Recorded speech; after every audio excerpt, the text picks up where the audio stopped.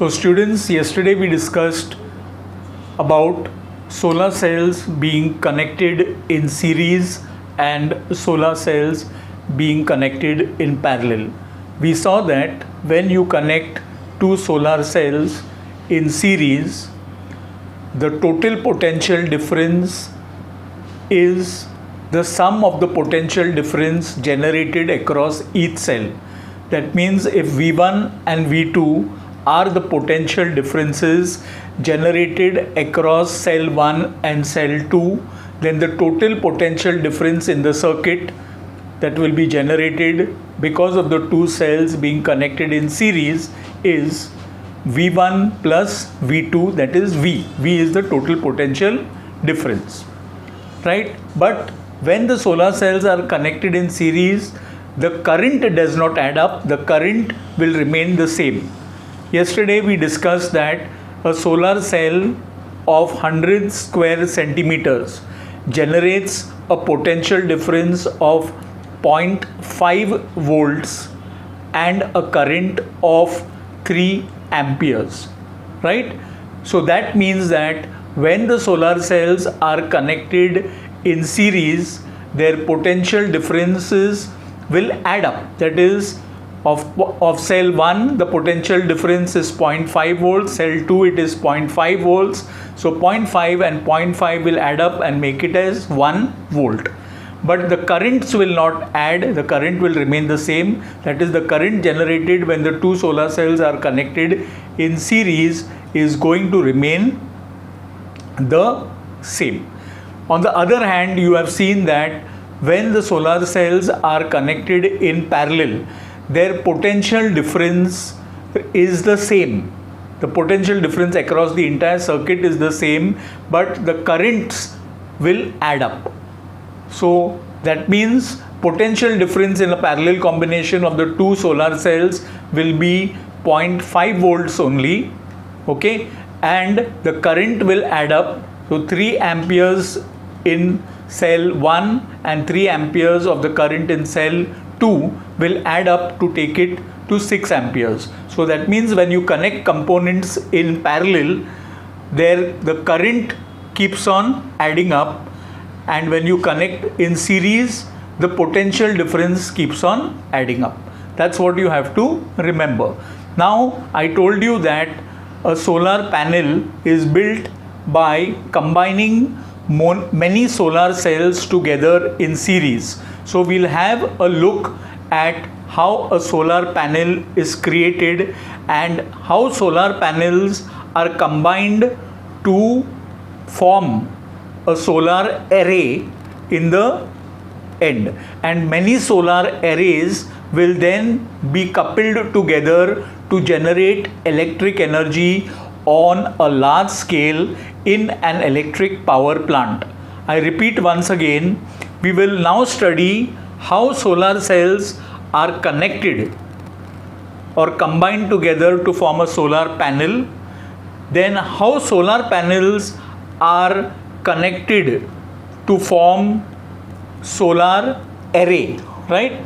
So that's what we have to learn, because ultimately many solar arrays are combined together and their total current generated by all the solar arrays combined together is then supplied to power transmission lines. So that is generating electric energy on a large scale by using solar energy. So let's have a look at these solar panels and how they are combined to form solar arrays, which are ultimately used in solar power stations to generate electric energy. So yesterday we have seen how a solar cell of 100 square centimeter area, when exposed to sunlight, generates a potential difference of 0.5 volts and a current of 3 amperes.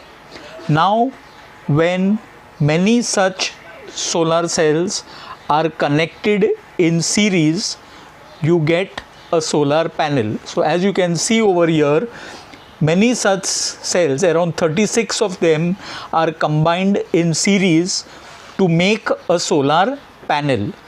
thereby giving a total potential difference of 18 volts. I told you that when you connect solar cells in series, the potential difference of generated across individual solar cells add up, thereby the potential difference of 36 solar cells adds up, making it to 18 volts. So the total potential difference generated in the panel, solar panel, is 18 volts, but the current is going to remain the same, that is 3 ampere. So the current will be only 3 ampere, right? Now you can see down there are solar strings.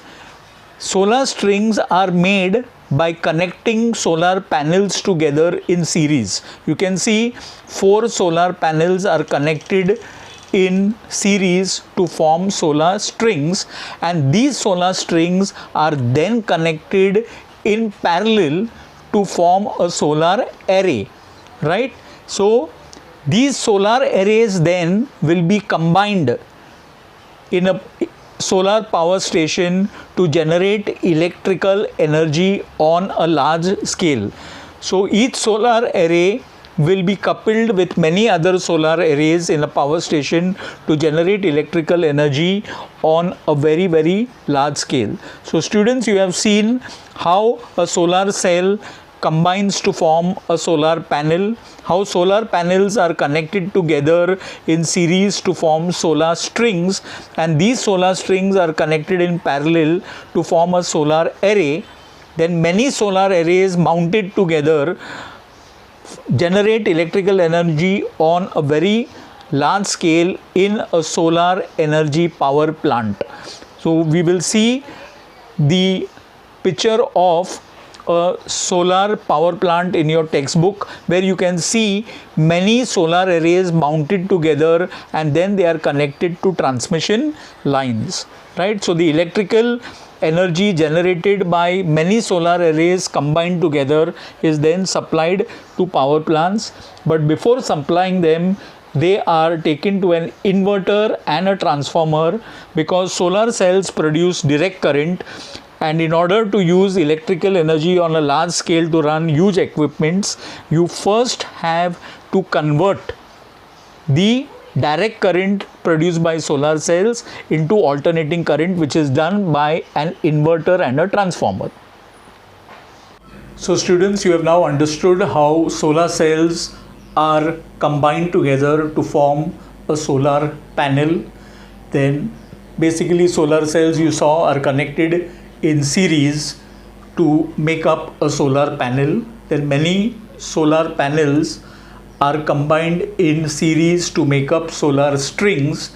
Then solar strings will be combined in parallel combination to make a solar array. Solar arrays then are combined together in a solar power station to generate electrical energy on a large scale. Now students, the electric energy generated by solar cells basically is a direct current that is generated. It's direct current in nature. You have learnt last year, direct current means the current which is constant in magnitude and in direction. So it will have a fixed value and it will move in a fixed direction, and such direct currents are generated by batteries, and they are used only to run electrical equipments with low power rating on a small scale, like you can run a calculator or some small electronic equipments using direct current.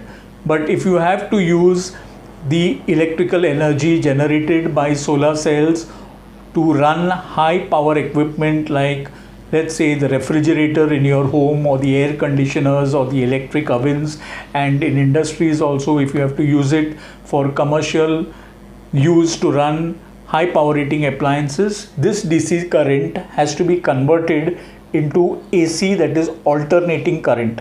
Now alternating current, as opposed to DC current, alternating current changes in magnitude as well as direction. You learnt last year what is alternating current. The current when generated starts from 0 and reaches a maximum value, then it will drop again to zero and reverse its direction, right? So alternating current changes in magnitude as well as direction. What they do is the electric energy generated by the solar cells are converted from DC into AC with the help of equipments called an inverter and a transformer, and then they are supplied to the power transmission lines for use on a large scale. Right now, students, having understood this, during the next lecture we will study how solar energy is used to generate thermal energy, and then the thermal energy gets converted, or the thermal energy generated using solar energy is used to heat water to generate steam. The kinetic energy of the steam will be used to run turbines which will drive generators and ultimately generate electrical energy, right? So I hope all of you have understood the generation of electric energy directly by using solar energy. So students, study regularly. Till then, take care, stay safe. Thank you and bye to all of you.